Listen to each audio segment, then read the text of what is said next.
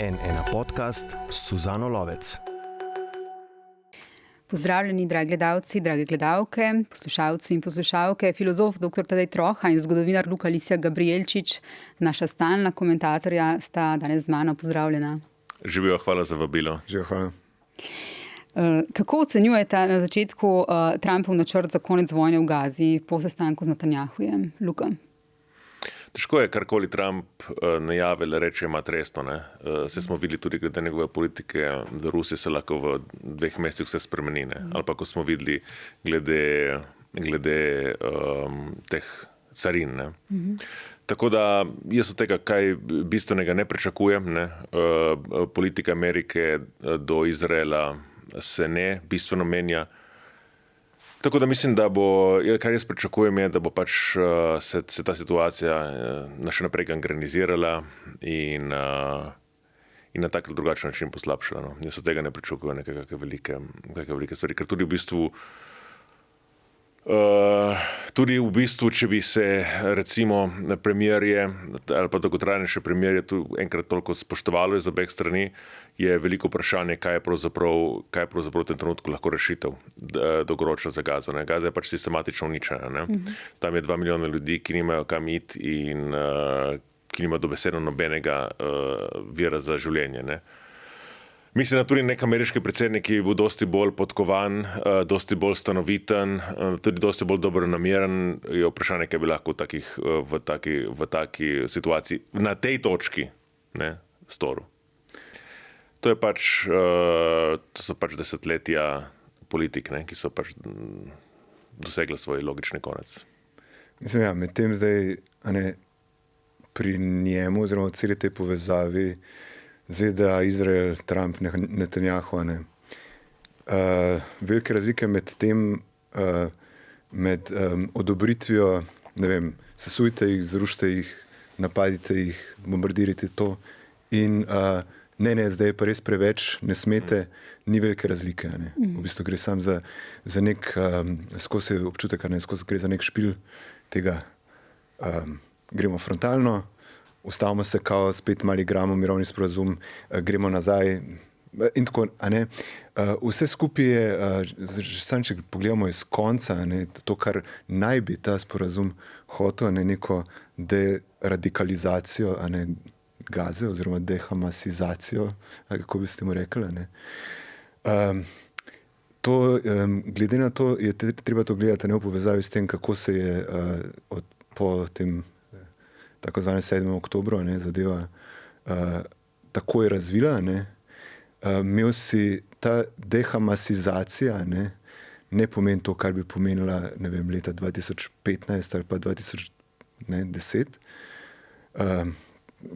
ampak je to korak po tem, ko je bila cela Gaza, vsi Palestinci, ko so bili hamasizirani, ampak ne od Hamasa, ampak od Izraela. V tem smislu, da so bili vsi razglašeni za na tak ali drugačen način sodelavce Hamasa, nezavedno, nerojeno, kakorkoli. Vsak je pač potencialno. To je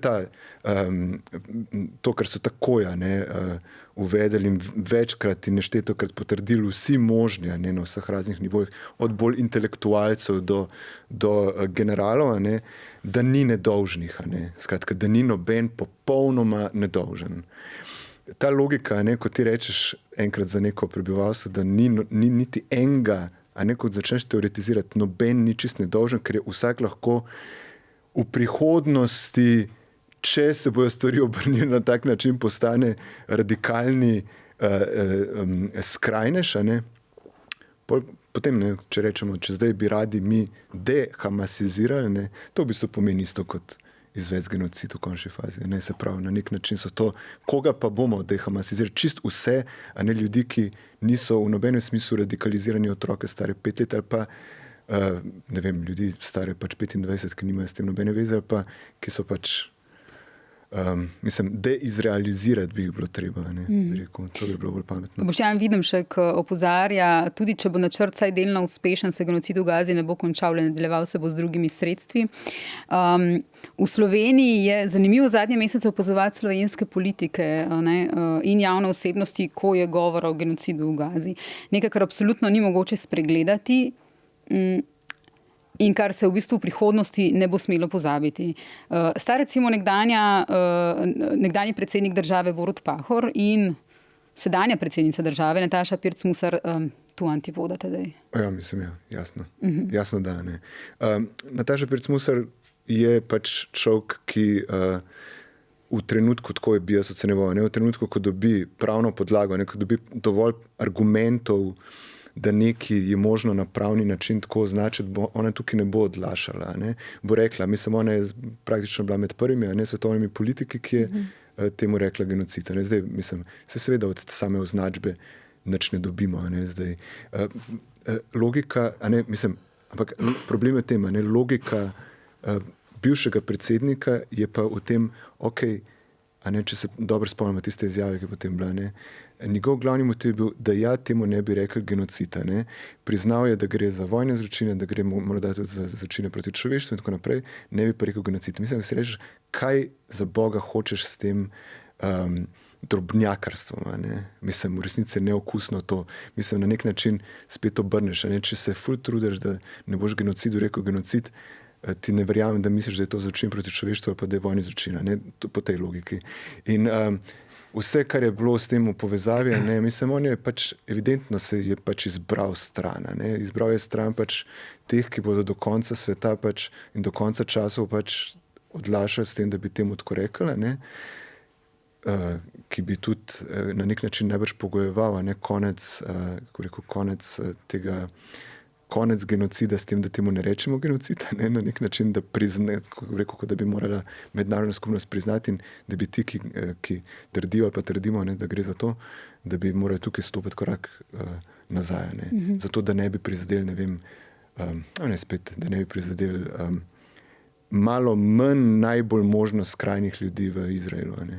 Tako da, ne vem, on je tukaj pač, tako se rečeš, vse igrice njegove do tega trenutka so lahko malo smešne, pa se lahko, pa si rečemo, bimbo, mislim, res se opravičujem, ampak tukaj pa niso stvari več smešne. In mislim, si res rečeš tako, zanima me zdaj, a ga je kakšen novinar v končni fazi zdaj vprašal, potem, ko je bilo to razglašeno tudi iz nekih malo bolj uradnih pravniških inštanc, še vedno vztraja na tistem stališču ali ne več.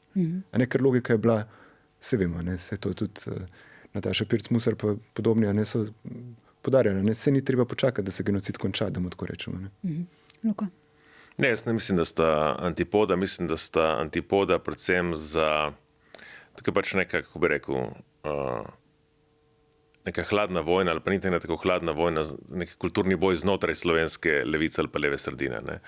In Borut Pahor... Se oprosti, ampak Borut Pahor... To sredino bi zelo poudaril. V redu, pač tisti, na katere lahko računa je sedanja koalicija, da so bili znajdli med njenimi volivci, široko gledano. In znotraj tega kulturnega boja je pač Pahor neke vrste bête noire, iz razlogov, ki so deloma toksični, deloma razumljivi. Jaz sem napisal takrat en članek, ker sem v bistvu vzel v bran Pahora in to njegovo izjavo. Čisto možno je, da bo zdaj v prihodnje rekel kaj, ker me bo razočaral, ampak to ne pomeni, da bom vzel tisto nazaj, ker se mi zdi, da je v bistvu karkoli reče, zdaj je postane v bistvu tarča nekih napadov. In to ima zelo dolgo brado, to je že 10 let tako. Pričemer se je marsikaj v preteklosti izkazalo, da je imel prav. On je bil recimo med prvimi slovenskimi politikami, ki je podarjal pač znotraj nekih kriterijev in parametrov, ki so se mu zdeli primerni kot predsedniku republike, kam vodi recimo politika Rusije. In so ga zelo vehementno napadali. Se spomnim, da je takrat, ko je Putin obiskal Slovenijo 2016, on je imel nek govor tam pod Javorco, kjer je svaril pred tretjo svetovno vojno. In takrat je celotna ta slovenska levičarska scena z Borisom Vezekom na čelu začela, kak vojnih uskač in tako dalje. Zdaj oni govorijo, da je nevarnost tretje svetovne vojne. Ne? Tako da zdaj, kar se tiče njegove, treba povedati, njega on zelo rad pove mnenja, čeprav pač ni več tako pomembno, da bi mogla njegove mnenje slišati. Ne? To je pač njegov problem. Nima nekega svojega mesta. To je Stefano Luza napisal en lep komentar, da je tudi strukturni problem slovenske politike. Ne? V Italiji bivši predsedniki postanejo člani senata, ne? Dosmrtni člani senata, pri nas lebdijo v nekem praznem prostoru in potem ostajajo javno osebnost in si rušijo v glavnem ugled naslednja leta, kar smo videli že pri Turku, ne? Vidimo zdaj pri Pahorju in tako dalje. No, Pahor se zdaj ukvarja z monetizacijo svojih profilov. Ja, pač mislim,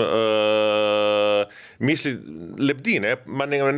Misli, da ima nek nakopičen politični kapital ali pa kulturni kapital, kakorkoli, ki ga ne ve točno, kako ga unovčiti. Ne? Ampak ne glede na to, tista izjava, je pa tako, nekaj so vprašali. Nekaj so prišli do njega, so ga vprašali, kaj vi menite o tej izjavi. No, najprej rekel, da se mu ta izjava zdi, predsednica republike, da se mu zdi zelo v redu, da se pravzaprav z vsem strinja. Če bi on bil predsednik, bi povedal nekatere stvari drugače in ne bi uporabil izraza genocid. Ne? Kar pa ne pomeni, da zanika, da gre tukaj za vojne zločine, da gre tukaj za etnično čiščenje in tako dalje in tako naprej.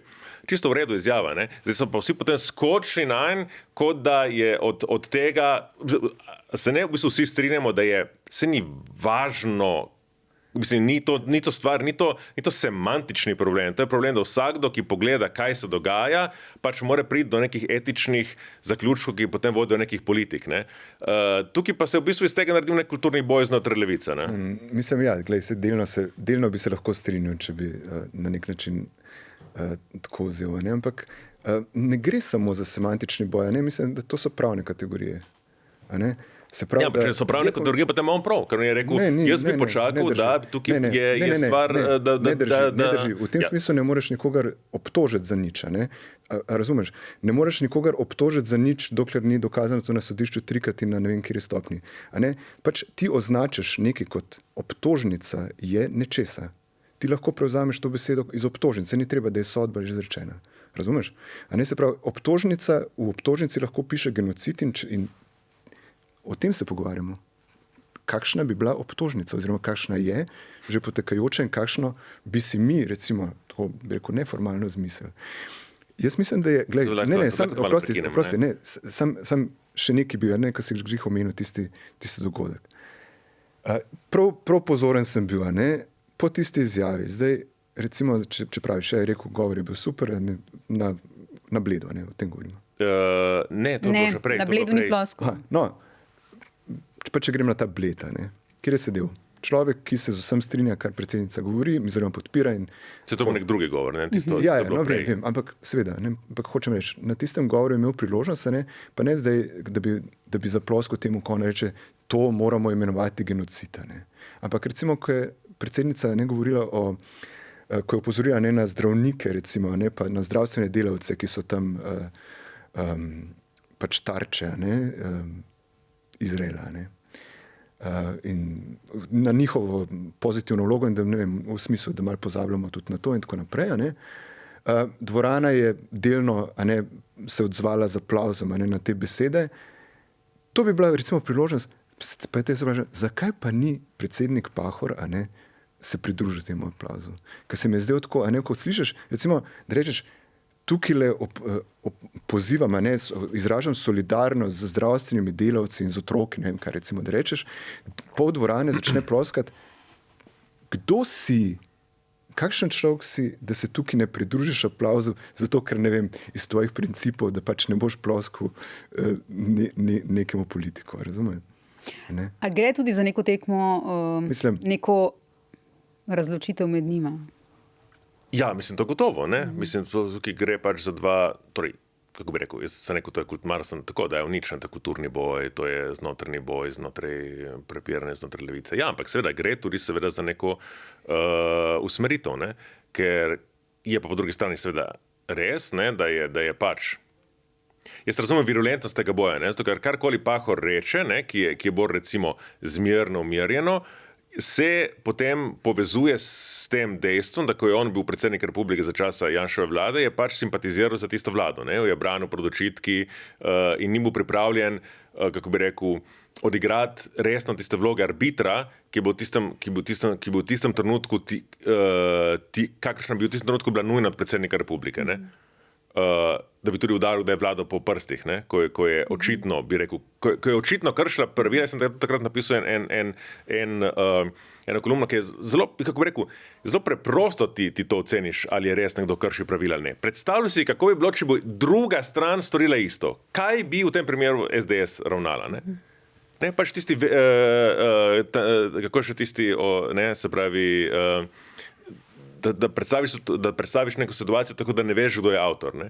In takrat je bilo jasno, da gre za neka dejanja, ki jih nihče, če jih abstraktno pišemo, ne bi sprejel. In on pač ni opravil tiste svoje vloge arbitra, kar je bila, mislim, da velika škoda. Ne? In logično, seveda, so mu zelo zamerili vsi, ki so bili takrat v opoziciji in ki so zdaj na oblasti. Ne?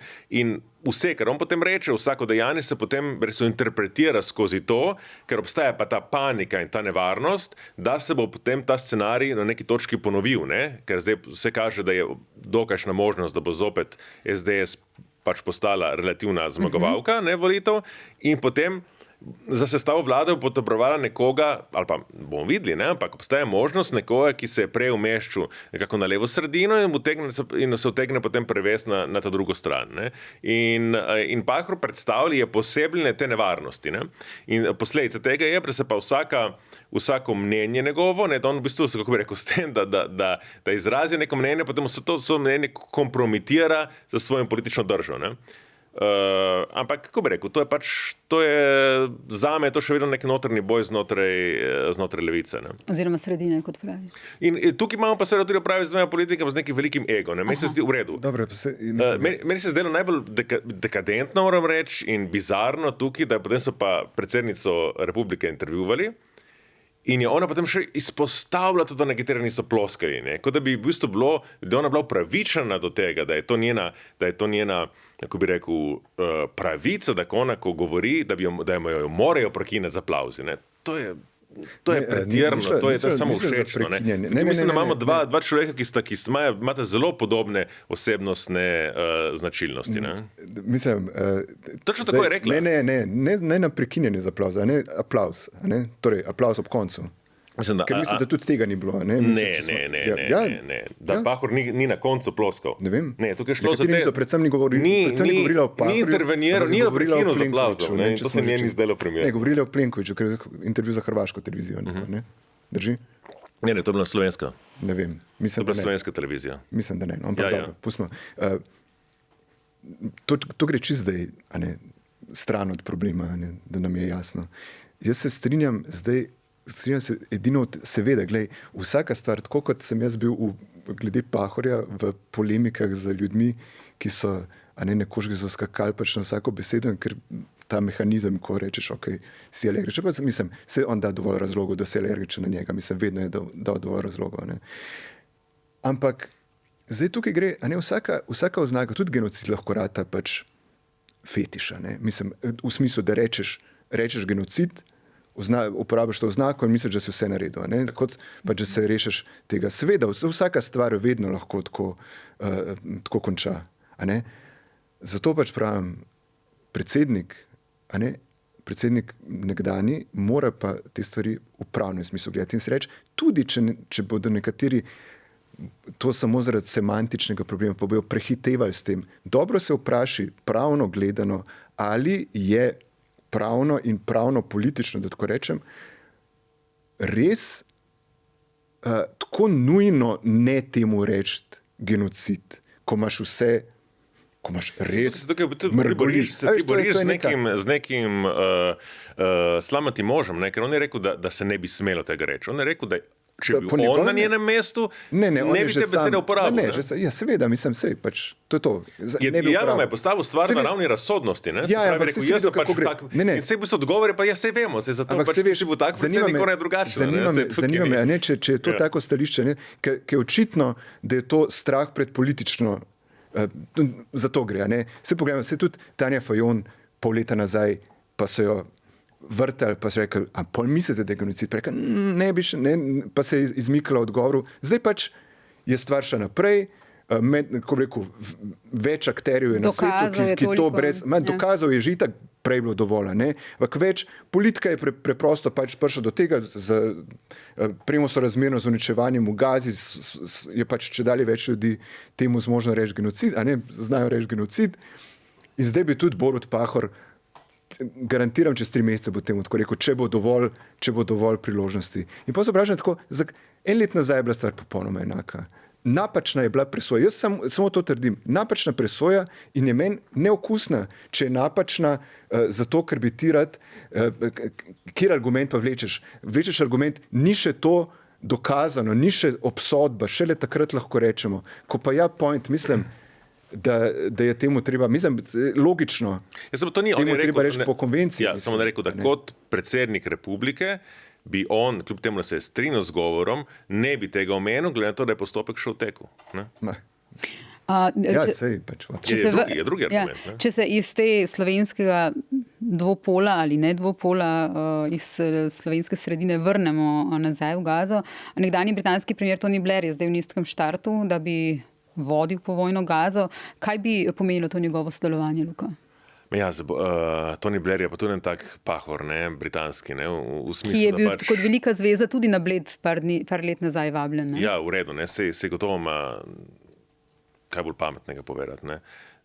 Ampak, kako bi rekel, ta tudi problem njegov, da pač, mislim, on je človek preteklo, on je izrazito človek preteklosti, ne, mislim, on ne more, tudi ne vem, če lahko človek, ki je bil eden izmed glavnih svetovnih akterjev, ki so delovali pri invaziji Iraka, ki se je izkazala za milo rečeno velikansko katastrofalno napako, in to je zelo mila v bistvu, milo opis, da je lahko tak človek, ne, da lahko vodi to, ne, kakšno zaupanje pa pomembno med akterji. Ne, mislim, da to je pač absurdno. Ne.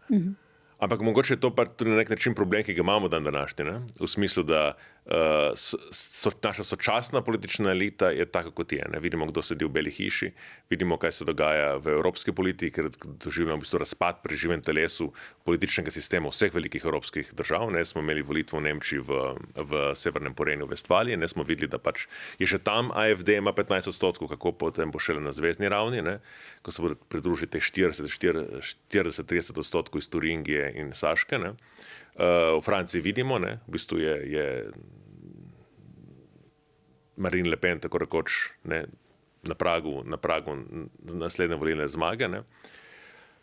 To imamo, pogledamo pa nazaj, ko si mislimo, nekoč smo imeli pa boljše elite, pridemo pa na celo vrsto teh osebnosti, ki pravzaprav so odgovorni za stanje, kot je današnje. Ne?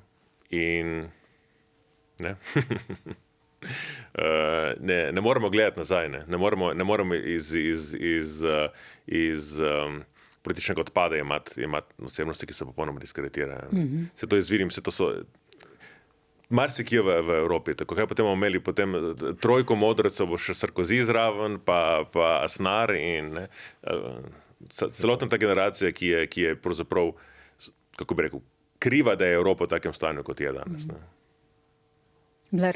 Ali pa Schröder, recimo, ne bi ga lahko dali. Kakršna ideja, kakšen projekt obnovitve Gaze, takšen je pač Tony Blair. Ja. Mislim, zdaj ni res kaj za razpravljati. Mislim, pač zakaj so se tako, odkje ta ideja prišla iz neke perverznega spomina na zlate čase po 11. septembru, načina, rekel, tako kot Keir Starmer zdaj, pač Tony Blair takrat, ne, mislim se.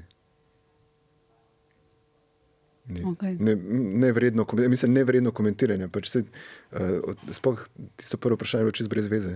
Lahko sem to rekel. Tire vprašanje? Ne, pravim, kaj je ta mirovni sporazum, pa ta mirovni predlog se pač... Če bi omenila Tony Blair? Ja, seveda. Ja. V Slovenijo do konca tega tedna nasprotniki pravice do pomoči pri prostovoljnem končanju življenja zbirajo podpise za referendum o tej pravici do pomoči pri prostovoljnem končanju življenja, da torej ljudje, ki neznosno trpijo, ki so neozdravljivo bolni in jim ni več pomoči, ne bi mogli uveljavljati te pravice. Naša novinarka Urška Mlinarič je to soboto objavila zgodbo gospe, medicinska sestra je bila predtem z rakom v zadnjem stadiju, ki ni želela, da se jo oživlja. In ko je vzela preveč morfija, so v bolnici vseeno jo oživljali 2-krat. Vmes jo tudi prepeljali na psihiatrijo, ker je poskušala končati svoje življenje sama. Zdaj je gospa že pokojna v teh nekaj dneh, sožalje vsem njenim. Izjemno težka zgodba, ki pa nam pove, kaj Tadej. To, da mogoče toliko radi se pogovarjamo, oziroma smo se dolga leta pogovarjali v tem smislu, da se morajo zakoni prilagajati teku realnosti in tako naprej. Ne. Mislim, načela, tako vzeta načela, prazna, abstraktna načela svetosti, življenja in tako naprej. Ne. Ko rekel, to, da so bila tako, kako rečem, v trenutku, ko niso več samoumevna, ne, ko pride razmislek naprej, ko si razmislek o tem, kakšen odnos do smrti vzeti, kakšen odnos do trpljenja pred smrtjo, do neizogibnosti, do tega, do svobode v končni fazi posameznika, da kaj stori v takem trenutku. In tako naprej, da vidimo iz takih primerov, ne nočem zdaj demonizirati, ampak tako pravim v tem splošnem smislu, ne, kako se potem ta načela povampirijo, ne, v nekem smislu, ko se hočejo ohraniti pri življenju, ko nočejo ta načela priznati, da so v tej, kako bi rekel, betonski, šablonski obliki že pase, da jih ne moramo več vzdrževati. Mislim, problem je tem, tako kot pri vsakem napredku ali pa spremembi nekega razmišljanja, če boš ti, ko boš ti dobil, ko si boš ti znal zamisliti drugačne rešitve iz neke situacije, bo moment, ko te bo nekdo pritiskal, ne, tista stara rešitev je edina pravilna, tistemu receptu moraš slediti, tistemu načelu, tako je treba, ne v smislu, nikoli v nobenem primeru ne smeš pač se odreči pač dolžnosti, da živiš, potem pride do, to je drugače, mislim, pride do samo dodatnega nasilja, samo do dodatnega trpljenja, tega.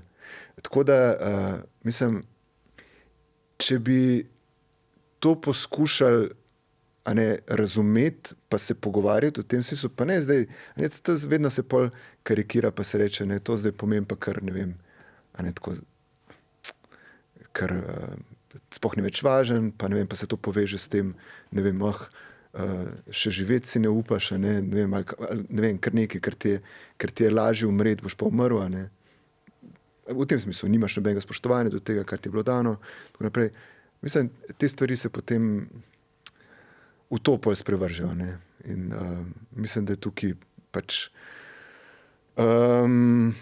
vprašanje zdaj, enkrat v nekem trenutku je pač najbrž treba reči, pač neka politika, ki recimo pač ima nek mandat, odloči, mi bi predlagali to pa to, se sprejme v parlamentu neka rešitev, ta rešitev je sprejeta, pač ne bo v prvem hipu pač mogla imeti vseh, ne bodo se mogli vsi strinjati, ali pa bo na nekem smislu lahko to še ukrepili nasprotovanje, ali pa ne vem, ampak mislim, da to je moj edini komentar, jaz ne vem, kaj... V redu, samo če rečeš tako, potem, mislim, ja, rečemo tako, samo potem del tega normalnega zakonodajnega procesa v Sloveniji tudi referendum, ustavna kategorija, in potem pač ugotoviš, ali imaš socialno večino za tak zakon, ki mislim, da v Sloveniji celo imaš.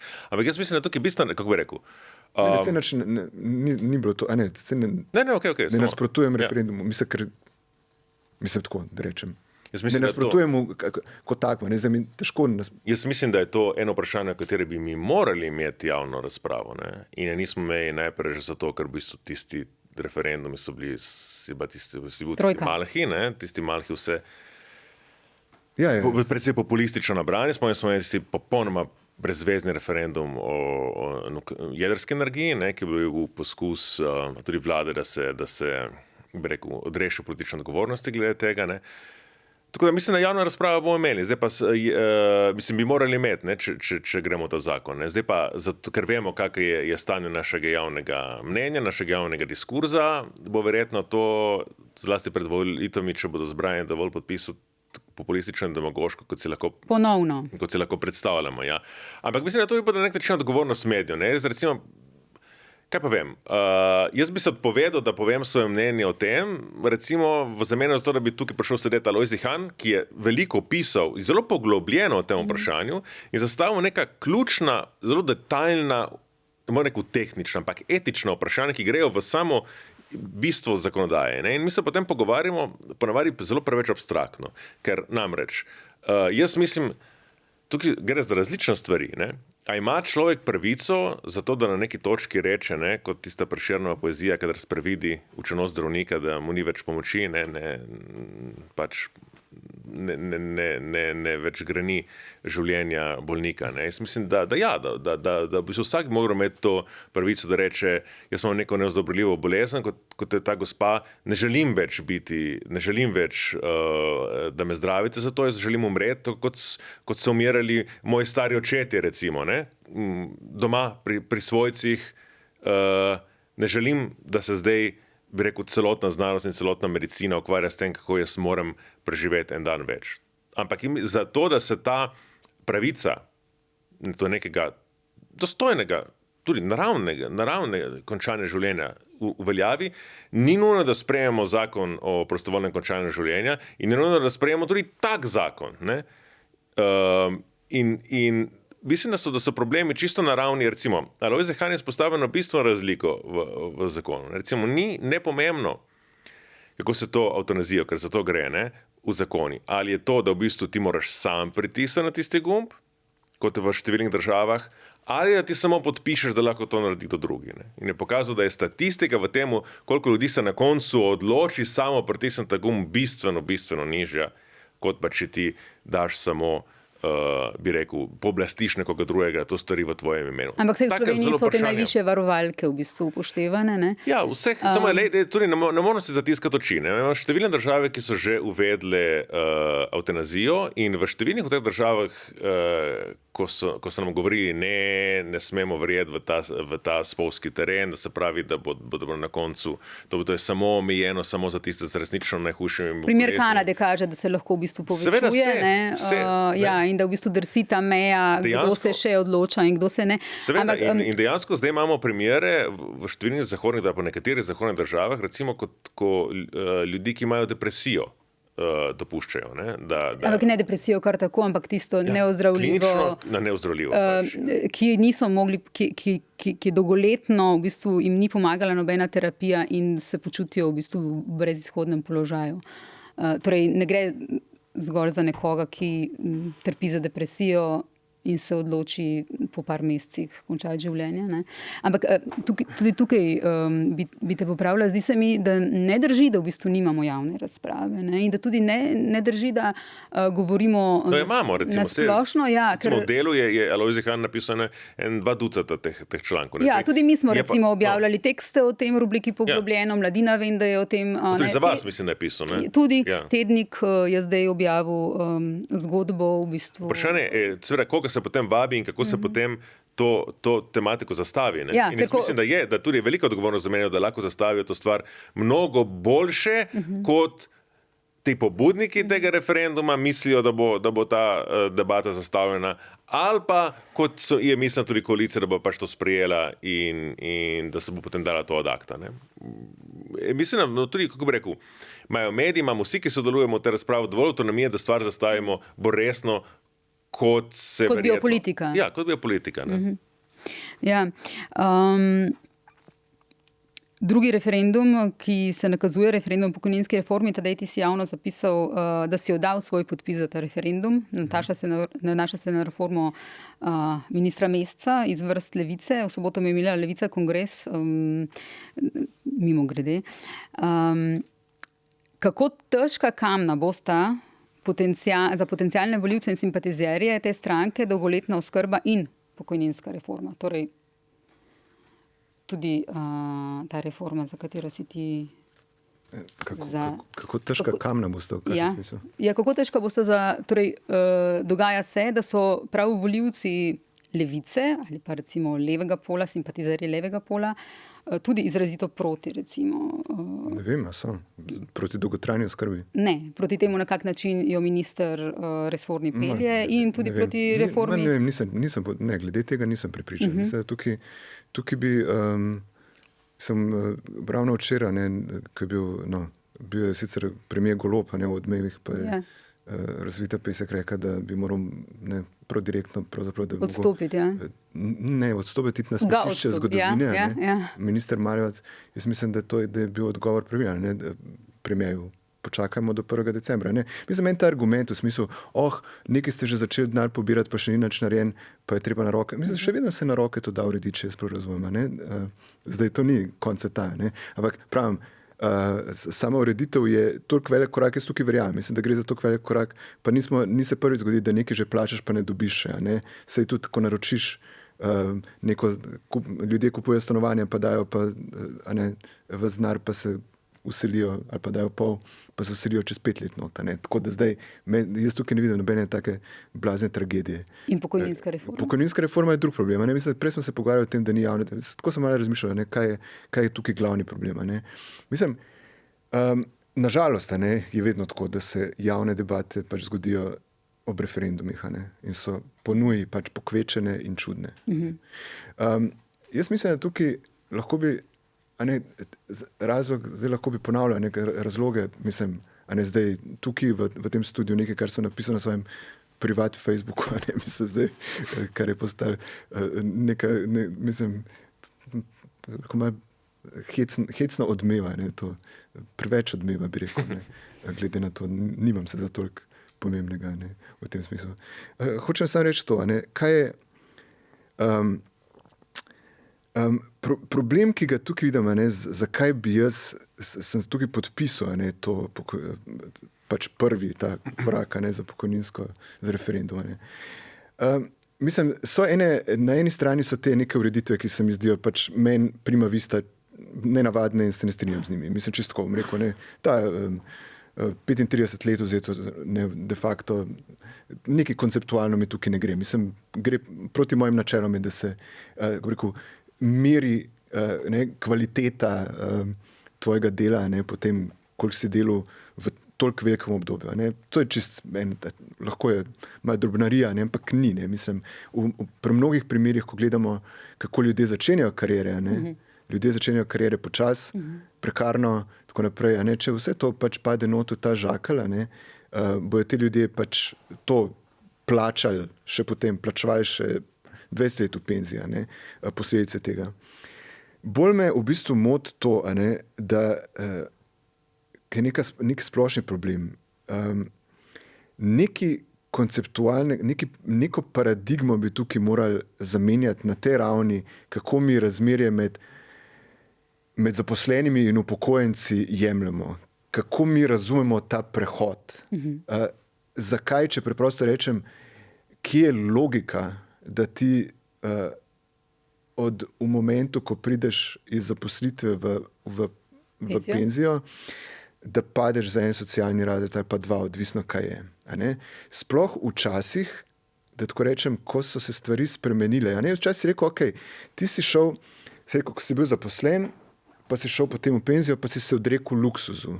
Pa rekel, mislim, zdaj govorimo o ljudeh, ki so, recimo pri 65, razlika med tem, ko si star 63 pa 67, ko si šel v penzijo. Da si se odrekel luksuzu. Zdaj, ker je bilo včasih razmerja, luksuz je res pominjal, fancy, elektronska oprema, fancy, ne vem kaj, tisto, ko se rečeš, da se preseravaš. Zdaj je v bistvu razmerje med tem, kaj je luksus, to, kar prepoznamo kot luksus, je razmeroma pocen. Pejte v Big Bang, pogledajte si ogromne televizije, koliko je to pocen. Mislim, relativno pocen. Jajca so pa draga. Ja, ali pa stanovanje, mislim, pa najemnine, pa tako naprej. Se pravi, ko prideš do tega, da bi, pazite, človek, ki se upokoji, pa nima lastniškega stanovanja, ki mora najemati.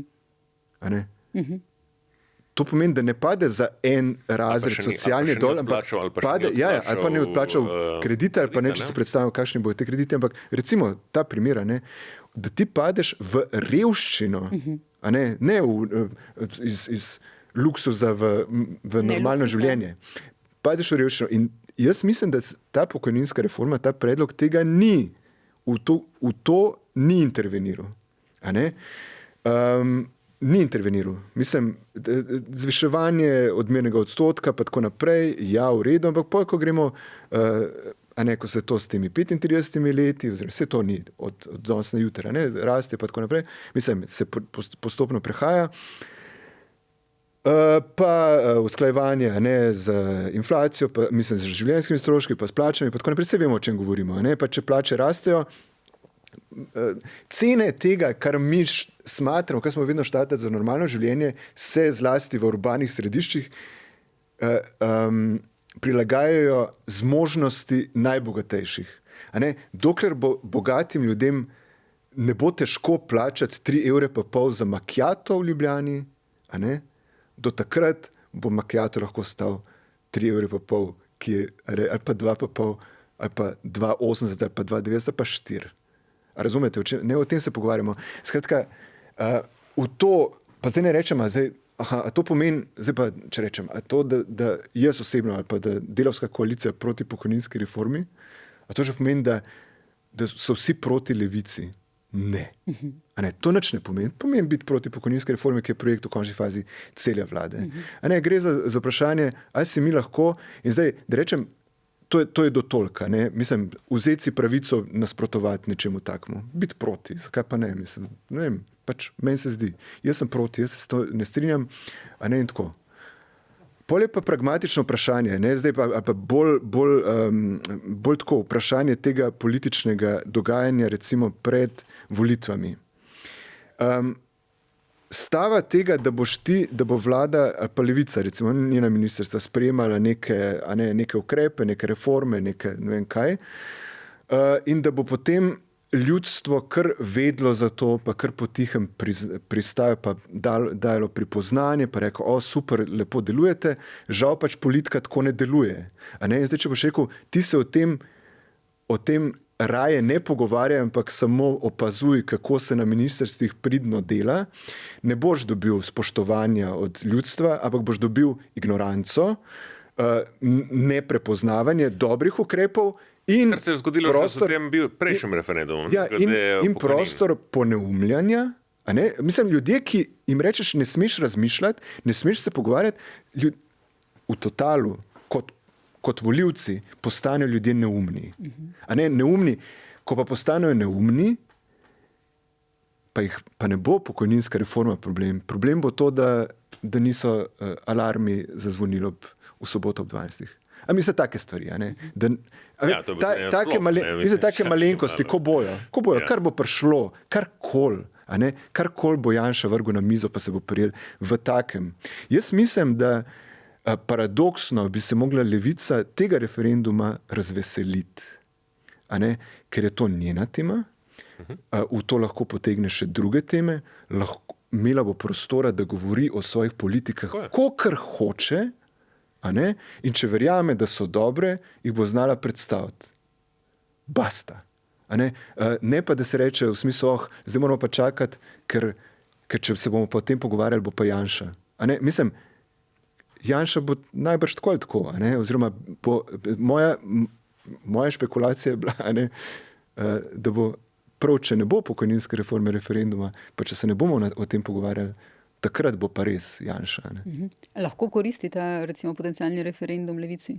Jaz se v bistvu strinjam s tem, da mislim, pač mi imamo tak sistem, ki se je, mislim, da je izkazal zelo dober v številnih trenutkih naše kratkotrajne demokratične zgodovine, da imamo neke zelo močne varovalke pred začasnimi in recimo radikaliziranimi ali pa nepriljubljenimi večinami.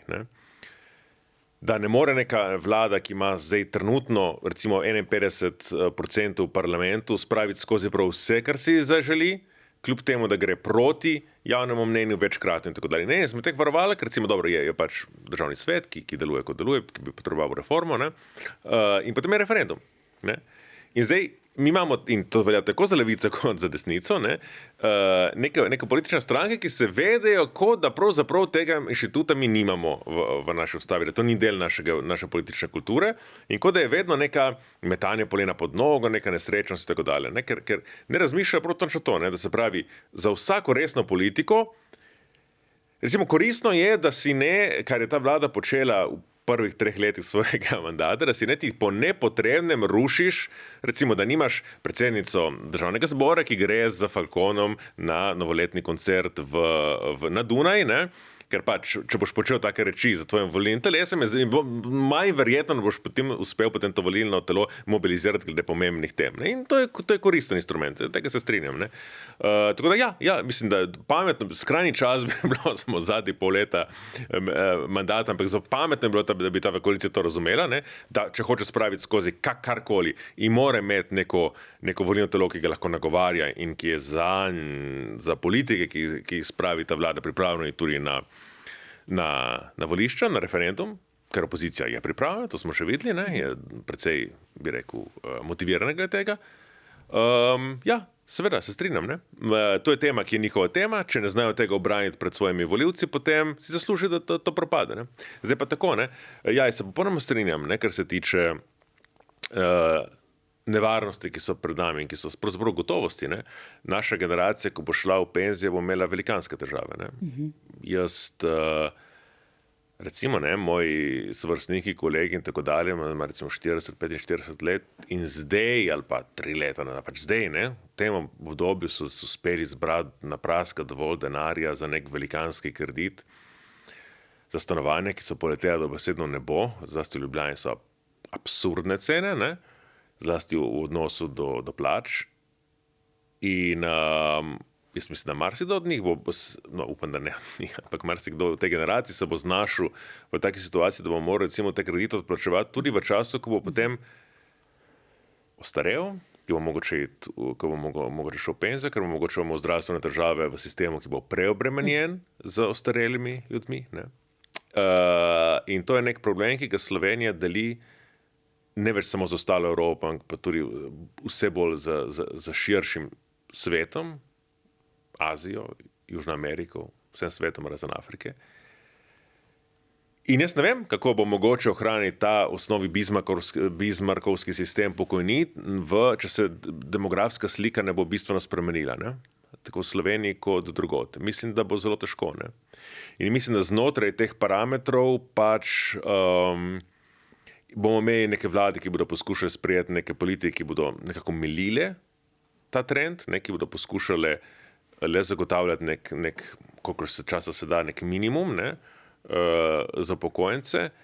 Bomo imeli vlade, ki bodo ravnale populistično, ki se bodo zavedale dejstva, da upokojenci predstavljajo vedno večji del volilnega telesa in hodijo na volitve in tako dalje, in bo sprejemala politike, ki so všečne in višja pokojnina, pa ustvarjajo sistem, ki je nevzdržen in ki lahko pripelje do revolt mlajše populacije, za katero nihče pravzaprav ne razmišlja. Ne? Pomislimo, upam, da to ne izpade demagoško, ampak je res. Pomislimo, koliko časa mi govorimo o pokojninah v Sloveniji, še 15 let govorimo o pokojninskih reformah, ne? In kako je ta tema, ne, prezentna. In kako pravzaprav predvčerajšnjem, to pa je le za ena izmed zaslug te vlade in tudi levice, moram priznati, tako rekoč nismo govorili o stanovanjski politiki. In se nam je vmes zgodil ta absurden nepremičninski balonček. Ne? Ja, seveda, ne, glej, točno to, ne, del izga problema je. Ne, mislim, če pogledamo, zelo preprosto, če ti urediš stanovanjsko politiko, delaš na tem in pač zdaj so začeli, ja, prepozno vsi, mislim, potem je lahko penzija tudi 10% nižja, če si ti za to stanovanje. Ja, mislim, tako samo hočem reči, recimo, da imaš da nisi odvisen od avtomobila za posod, da imaš nek javni prevoz. Marsikaj koristi, ne, ki mi v Sloveniji nimamo. Ne. Mislim, da nas bo to še kako teplo, ne? Torej, ko se bo ta generacija, naša generacija, recimo... Ja. malo starejša, prišla na to, torej na ta rob, o katerem si prej govoril, ko si en dan delavec, drug dan pa v bistvu v penziji, ne? Ja, mislim, ne, zdaj, rekel je, mislim, Luka Mesec je rekel nekaj, kar se mi je zdaj izrazito, nereprezentativno, bi rekel, ne samo za volilno telo Levice, ampak za Levico kot tako. Ko je rekel, da... Ok, dobrega rekel potem, ok. Boš videl, ne? Poslušaj. Ne, ko je pač prav tema, ne, na Studio City, mislim, da je bilo, oziroma pri Marcelu, kot se reče zdaj. Ko je Marcel pravzaprav, ne, sprašal glih o tem, o problemih prekarcev, pa kako ta penzija, pa ta 35 let, upoštevanje 40 minus 5. Pa je potem Luka Mesec predstavil kao situacijo, da bi bilo nepravično, če bi nekdo, ki je samo 24 let po starem sistemu, plačeval visoke prispevke, potem pa zadnjih 16 let plačeval minimalne prispevke, da bi ta dobil visoko pokojnino. Kot da gre, zdaj jaz si predstavljam, seveda si je mogoče zamisliti človeka, ki se prvi dan, prvo uro delovne dobe že ima plan, se zaposli na najvišje, ne vem, ali privat, ali ne vem, kje se to dogaja. 24 let plačujem, rečem, 24 let moram plačevati za penzijo, zdaj zadnjih 16 let bom pa, 24 let sem oddelal, 16 let bom pa minimalne dal, ker jaz špekuliram celo življenje, kot da se rodiš kot špekulant. Mislim, najbrž obstajajo take primere, to je, kako rekel, kapitalistični psihopat, mislim, ki tako razmišlja. Statistično res verjetno zelo malo takih primerov. Mislim, obratno, to ni primer, o katerem se pogovarjamo. In pravim, opozoril bi na to, ta kategorija potem pravičnosti, ker se res vprašaš, kaj vi mislite s to, odkje je ta ideja pravičnosti prišla. Ker res tako, hecanje, mi imamo sistem, ki je solidaren sistem, kjer ti plačuješ za zdajšnje upokojence, hkrati pa rečeš, ni pravično, da ne bi, kot da pa si na nek način ti 24 let zdaj vplačoval visoke prispevke, potem boš pa minimalne, pa da se ta denar nekje grmadi, v tem smislu. Ne, mislim, očitno gre za nek daj dam tukaj, mislim, da pač pravičnost je to, zdaj se nekaj dal, ni pravično do tega človeka, do tistih ljudi, ki so, ne vem, 40 let pa vplačevali maksimalne prispevke in samo oni imajo lahko maksimalno pokojnino, ali kaj. Se pravi, da mislim, to ne poseže v pravi problem, ki ga tle imamo. Mislim, cela družba, če ne bo cela družba stisnila razlike med bogatijo in revščino, pri dohodkih, pri premoženju, pri obdavčitvi in pri pokojninah bo strukturno pač bojo eni revni in ne bojo imeli zaživeta, oziroma ne bo. To bi moral biti trend posod. Če ti, tako kot si omenil stanovanje, dokler dopuščaš pač situacijo, v kateri je možno, da imaš ljudi, ki takole katero okoli ceno bo prodajalec postavil, pa bi rekel, ok, dam, imam, sam jutri nakažem. Mislim, dokler imaš ljudi, ki lahko to... Mislim, to pa napačen. Mislim, da problem pri stanovanjski politiki je, da je ponudba premajhna. Da je ponudba premajhna že toliko let. In zdaj gleda, da je to problem, zato ker imamo nekateri ljudje, ki preveč zaslužijo in si te stanovanje lahko privoščijo. To se tukaj... Zato na napačni poziciji. Absolutno mislim, da je tukaj glavni problem. Ampak vse si nekoč to teni pač lahko... Ja, seveda, jasno. Se pogledaš okrog. Se praviš, če boš gledal iskal stanovanje, ko vidiš letnik izgradnje nad 2000, si začuden. Kaj je to? Kje pa je to? Mislim, pa v končni fazi to je 25 let. 25 let so pa že dosti stare stanovanja, da bi se lahko prodajale naprej, pa komi kakšnega vidiš, ki je letnik 2000. Vse stanovanja, ki se prodajajo, so praktično 61, 63, 70, pa mogoče kakšen 80, pa je pa počasi že konca. Tako da jaz se strinjam tle glede tega, ampak pravim sam v splošnem pristopu, ker cel sistem, ki gradi na tem, da dopušča in ki mu je normalno, da so take razlike v dohodkih, se tudi ne bo ukvarjal s tem, kje so stanovanja, ker si bodo pač vedno si bo nekdo, ki ima dovolj, a ne se stvar rešuje, vedno se bo lahko tisto eno stanovanje, ki je še na trgu, si ga bo pa tak najbolj bogat lahko kupil. Veš, to hočem povedati. To je po mojem. No. K aferi zadnjih 2 dni spremljamo dogajanje v zvezi z nekdanjim ministrom za notranje zadeve iz vrst SDS-a, Hojsom in hišnimi preiskavami. Po včerajšnji hišni preiskavi pri Hojsu, prek katerega naj bi Kavaški klan izvedel za hišne preiskave. Smo danes, Meta Roglič in Katar Šruga sta objavili v bistvu, kaj naj bi bilo v papirjih za to preiskavo.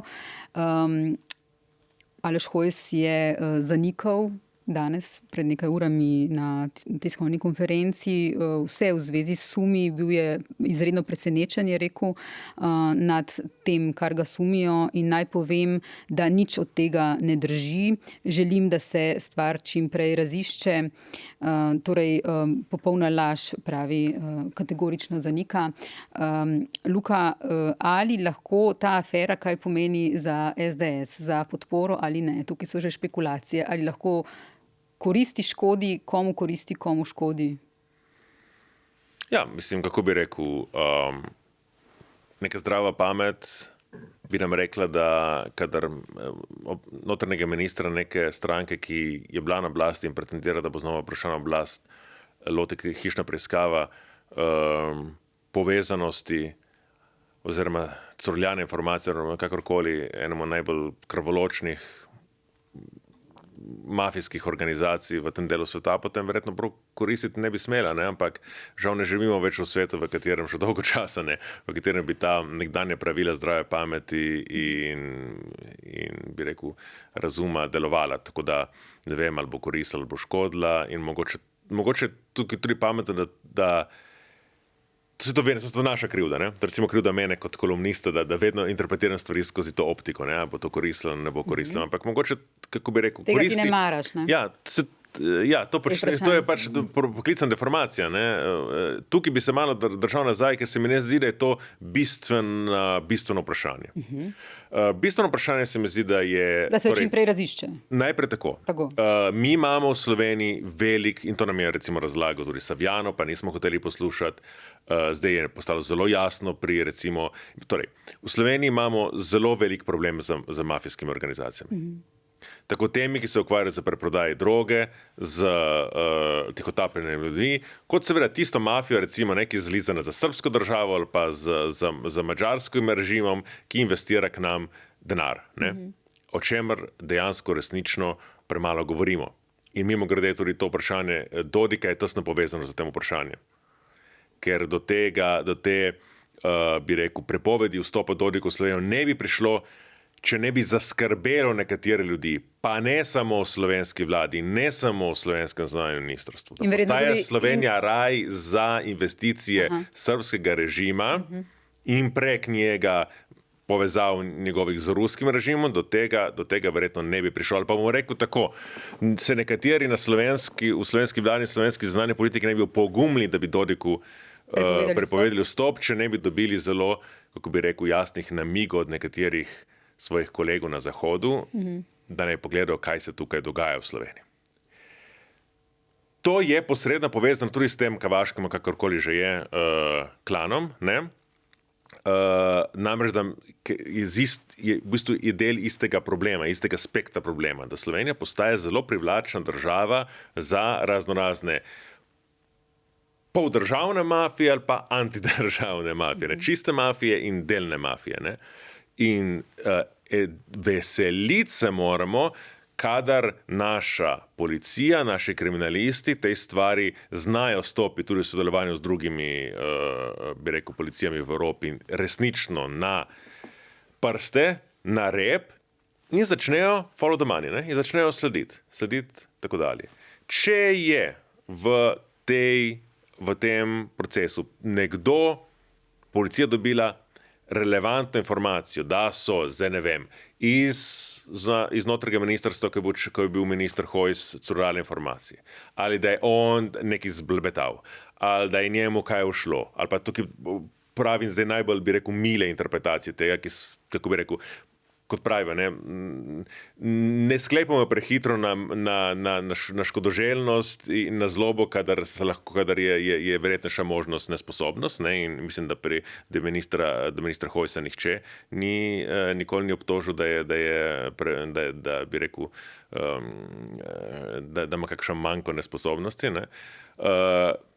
Mislim, da je prav, da policija takrat temu sledi. Ne? In če pride, ima postopke, ne, ki so jasni, ne, sodnik mora odrediti preiskavo, preiskava poteka po nekih kriterijih in bomo videli, kakšno dokazno gradivo je bilo zbrano, in ko bomo videli to dokazno gradivo, ker bo trajalo verjetno še nekaj časa, bomo lahko sklepali glede tega. Ne? No, se tukaj samo strinja, čim prej raziskati. Ne? Seveda. Ja. Sej to je pa, vsem, kar je povedal, je to zelo pravilno povedal. Ne? Zdaj pa, je pa seveda tudi ta problem, ne?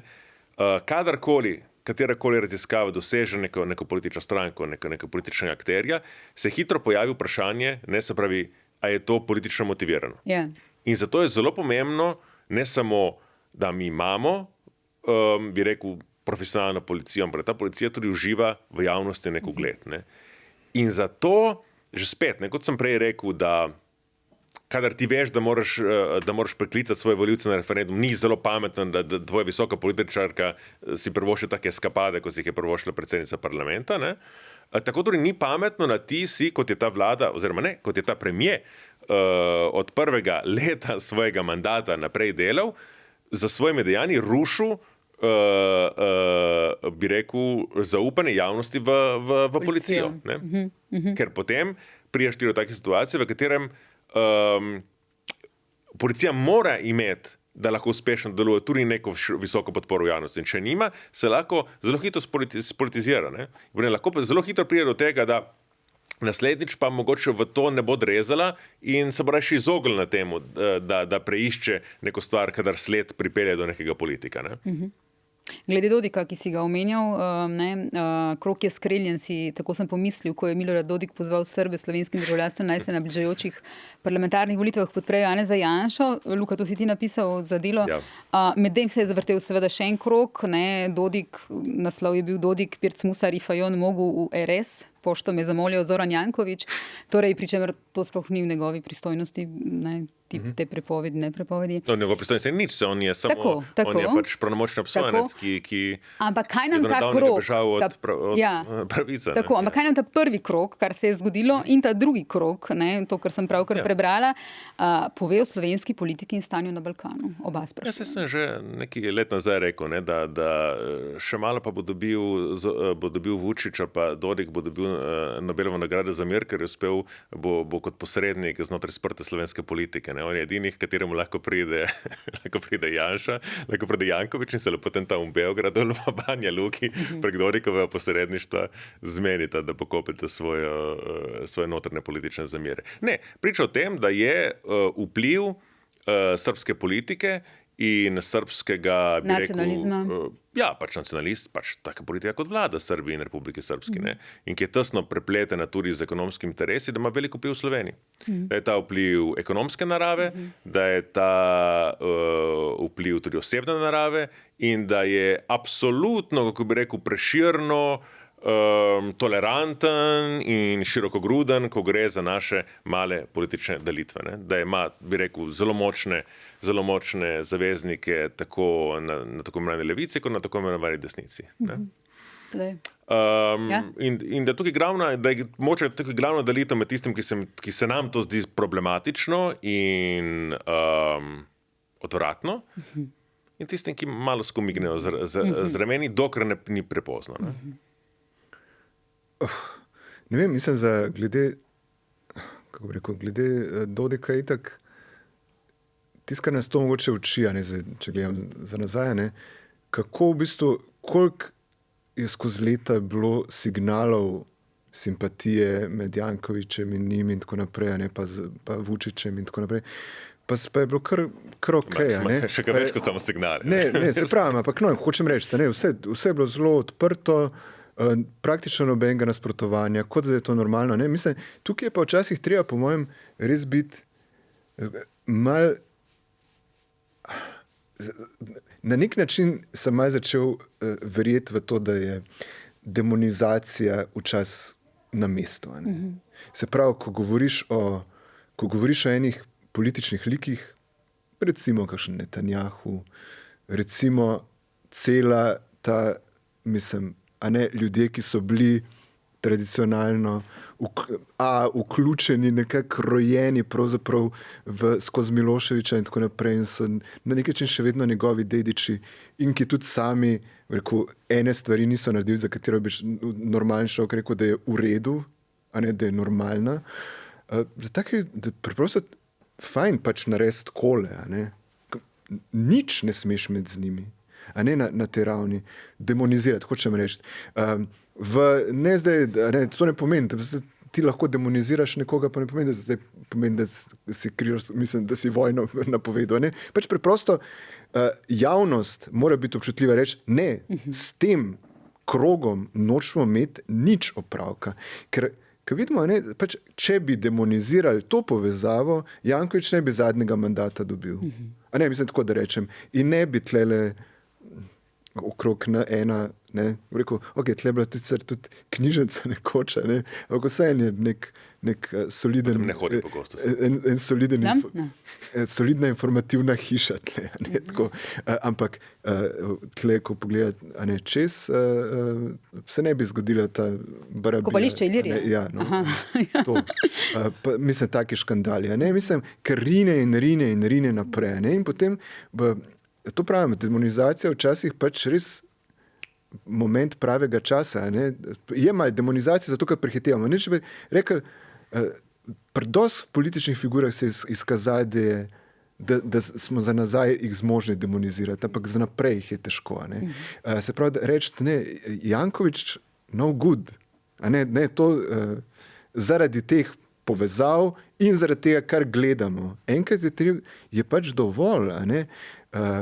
Ker drugače pa pride do tega, potem pa, rine naprej.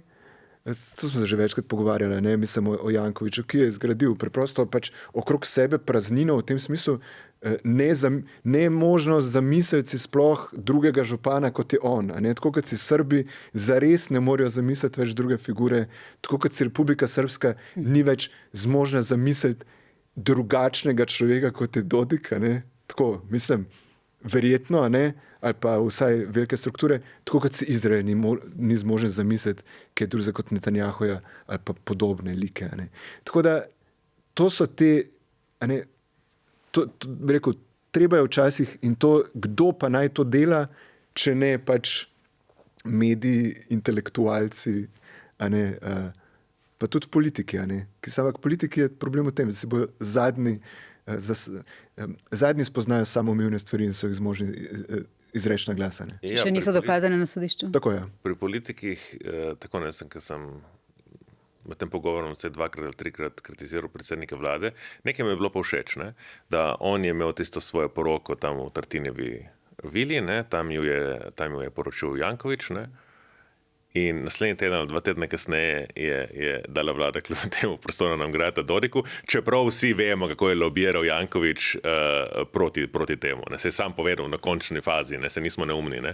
Tako da ta Golobova pripravljenost, ne? Da v bistvu tudi svojim političnim prijateljem zna včasih jih, bi rekel, jim reči ne, oziroma jih potunkati, ne, v neprijetno situacijo, je kar zna biti simpatična na nekatere trenutke. Ne? Ja, ne vem, da ni, mislim, če bi... Všeč mi je bilo, da v bistvu ta vpliv, ki ga Janković gotovo ima pri predsedniku vlade in prek njega na del vlade sigurno, da tokrat in še, možda še kdaj ni dosti mu koristila. Da je bil ta pritisk očitno prevelik, ti si ga omenil iz tujine. Tudi gotovo, jaz bom omenila tudi to, da smo to so zanesljive informacije. Verjamem, da smo tudi mediji, konkretno NN, pač spraševal konstantno postavljalo vprašanje, zakaj ni še te prepovedi. Tako da tudi pomen medijev. Ja, seveda, absolutno. Ne? Mislim, bil je velik pritisk na to vlado iz vseh strani, ne? In jaz sem prepričan, tudi to, kar je zdaj prej rekel Tadej, da po mojem niti ne tako majhen del njenega lastnega volilnega telesa pravzaprav ni razumel, zakaj je bilo to nujno. Ne? Mislim, glede na Netanjahu je tako razumel. Ne? Tukaj ni bilo nobenega pomanjkanja, bi rekel, komunikacije med vlado in njenim podpornikom. Pa glede Dodika in tako dalje, mislim da ne. In zakaj ni bilo, je seveda pa tudi ta razlog, ne? Zato ker se v bistvu Dodika ne sme preveč demonizirati, zato ker vemo, kako tesno je povezan z nekaterimi kroji, ki so tudi blizu te vlade, ne? Recimo županom Ljubljane. Ampak kljub temu v redu, to se je zgodilo, ker se na nek način moralo zgoditi, ampak je kljub temu samo še vrh ledene gore. Ne? Ker tukaj, tako kot imamo madžarski kapital, ki prihaja tudi prek župana Jankovića, ne? Tudi prek njegovih projektov in Ljubljane in prihaja v Slovenijo, zlasti zdaj, ker je pač malo v paniki, ne? In malo beži, ne? Iz Budimpešta, ne vedoč, kaj se bo zgodilo čez pol leta na volitvah. Ne? Isto se dogaja v Srbiji. Ne? In tukaj je velik problem Slovenije. Ne? In tukaj opozarjajo tudi tuje obveščevalne službe, da Slovenija postaja raj za določene mafije in določene, bi rekel, politično-ekonomske naveze. Ne? In seveda, nekateri pišejo o tem, na obeh političnih poljih, ni to neka neznanka, ne? Ampak v zavest javnosti pa to še vedno ni. Ne? Po mojem bo mogel Robert Golob preveriti veljavnosti te štempilke poročne. Če se slučajno kaj drugega napisati. Hvala lepa obima, hvala lepa Luka, hvala lepa Tadej, da ste bila moja gostja in se upam kmalu spet srečamo. Hvala tebi. Čau.